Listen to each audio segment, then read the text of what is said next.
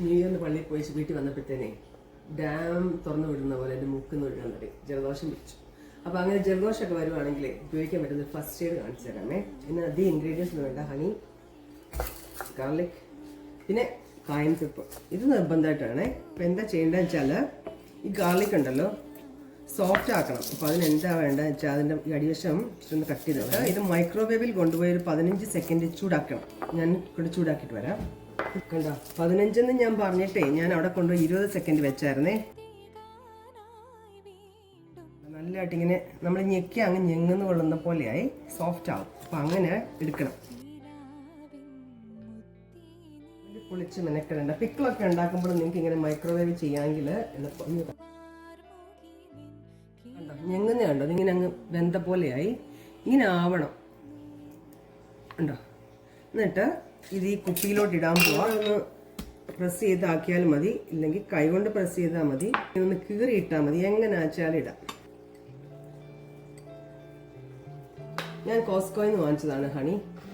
നിങ്ങൾക്ക് ഫാമിൽ നിന്നൊക്കെ ഓർഗാനിക് ഇട്ടാണ് വാങ്ങിച്ചിട്ടാണ്. ഇതിലേക്ക് ഒഴിക്കുക. ഇത് നികന്ന് കിടക്കുന്ന പാകത്തിന് ഹണി ഒഴിക്കുക.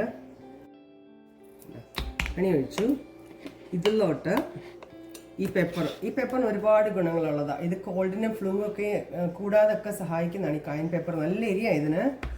ഏത് ഫുഡ് ഉണ്ടാക്കുമ്പോൾ ഇതേലെ ഇച്ചിരി ഇടാമെങ്കിൽ ഉണ്ടല്ലോ നല്ലതാണ്. ഇതിൽ വൈറ്റമിൻ എ ഉണ്ട്, ബി ഉണ്ട്, സി ഉണ്ട്, കെ ഉണ്ട്. ഒത്തിരി ഗുണങ്ങളുള്ളത്. ഹാർട്ടിനൊക്കെ ഒത്തിരി നല്ലതാണെന്നാണ് പറയുന്നത്. അത് ഇട്ടു.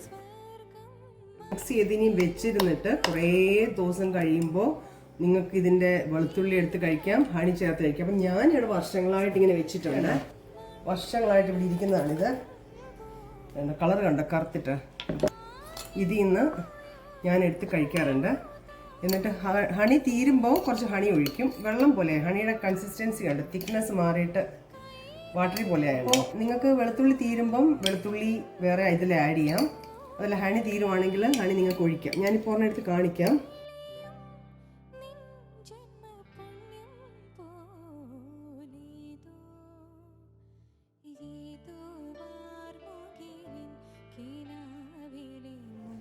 നല്ല അവിഞ്ഞതാണ്. ഒരു ഫ്ലേവർ ഒന്നുമില്ല. നമുക്ക് കഴിക്കാം.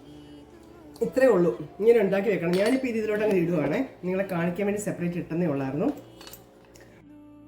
ചുമയ്ക്കൊക്കെ നല്ലതാണ്, കോൾഡിനും ഫ്ലൂവിനും. പക്ഷേ ഈ കായൻ പേപ്പർ വെരി ഇമ്പോർട്ടൻ്റ്. അത് എന്തായാലും ഇടണം. കണ്ടോ, എളുപ്പം ഉണ്ടാക്കരുതോ. സോ അത്രയേ ഉള്ളൂ ഇന്നത്തെ വീഡിയോ. ബൈ.